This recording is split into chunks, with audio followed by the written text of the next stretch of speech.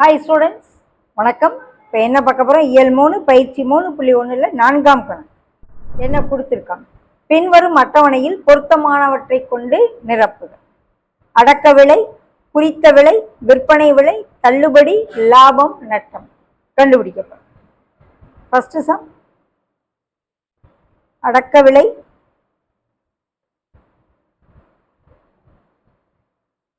$110, குறித்த விலை $130,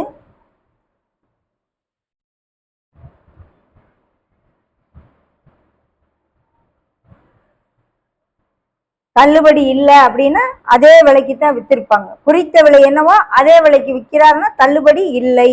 ஸோ குறித்த விலையும் விற்பனை விலையும் ஒன்று, தள்ளுபடி இல்லைன்னா. ஓகே, அப்போ தள்ளுபடி இல்லைன்னு கொடுத்துருக்காங்க.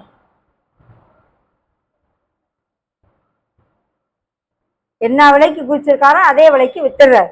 இப்போ லாபமா நட்டமான்னு கேட்குறாங்க. அடக்க விலை எவ்வளவு? 110, வித்த விலை எவ்வளவு? 130. அப்போ லாபம் தானே. 110 ரூபாய்க்கு வாங்கி 130 ரூபாய்க்கு விற்கிறாருன்னா எவ்வளோ ரூபா லாபம்? 20 ரூபா லாபம். லாபம் ஈக்குவல் டு விற்ற விலை மைனஸ் அடக்க விலை. ஓகே, 130 மைனஸ் 110, 20 ரூபா லாபம். அப்போ நட்டம் இல்லை. ஓகே, அடுத்தது 110 ரூபா அடக்க விலை, 130 ரூபா குறித்து விற்கிறாரு, தள்ளுபடி 10 ரூபா தள்ளுபடி பண்ணுறாரு. அப்போ எவ்வளவு?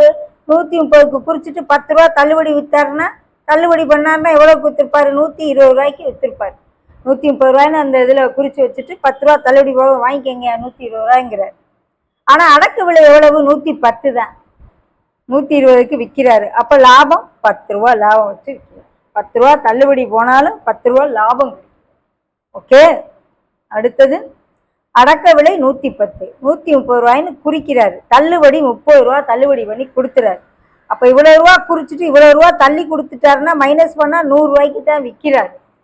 110 ரூபாய்க்கு வாங்கி 100 ரூபாய்க்கு விற்கிறாருன்னா நட்டம் 10 ரூபா, லாபம் இல்லை. 110க்கு வாங்கி தள்ளுபடி 30 போக 100 ரூபாய்க்கு விற்கிறாரு. 110க்கு வாங்கி 100 ரூபாய்க்கு விற்கிறாருன்னா நஷ்டம் 10 ரூபா, தள்ளுபடி 30 ரூபான்னு கொடுத்தாருன்னா. அடுத்து அடக்க விலை 100, குறிச்ச விலை 120, லாபம் இல்லை, நட்டம் 10 ரூபா நட்டமாக வருது. எப்படி? நஷ்டம் 10 ரூபா நஷ்டமாக வருது. அப்போ எவ்வளோ ரூபாய்க்கு விற்றுருப்பாரு அப்படின்னு சொன்னால் 90 ரூபாய்க்கு விற்றுருப்பாரு. 100 ரூபாய்க்கு வாங்கி 10 ரூபாய்க்கு நட்டப்படுறாருன்னா 90 ரூபாய்க்கு விற்றுருப்பாரு. ஓகே, அப்போ எவ்வளோ ரூபா தள்ளுபடி பண்ணி கொடுத்துருப்பாருன்னா 30 ரூபா தள்ளுபடி பண்ணி. அப்போ தான் 120 ரூபா குறிச்ச விலையாக இருக்கும். 90 ரூபாய்க்கு விற்றாருனாக்கா 100 ரூபாய்க்கு வாங்கி 90 ரூபாய்க்கு விற்றாருனாக்கா நட்டம் 10 ரூபாய்க்கு வரும். ஓகே, இதிலிருந்து எதை மைனஸ் பண்ணணும் கவனித்து மைனஸ் பண்ணணும்.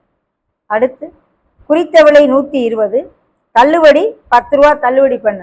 அப்போ 110 ரூபாய்க்கு விற்றுருப்பார். 120 குறிச்சிட்டு 10 ரூபா தள்ளினா 110 ரூபாய்க்கு விற்றுருப்பார். லாபம் 20 ரூபான்னா அப்போ அடக்க விலை என்னன்னா இந்த விற்பனை விலையும் இந்த லாபத்தையும் நம்ம என்ன செய்யணும்? மைனஸ் பண்ணணும்.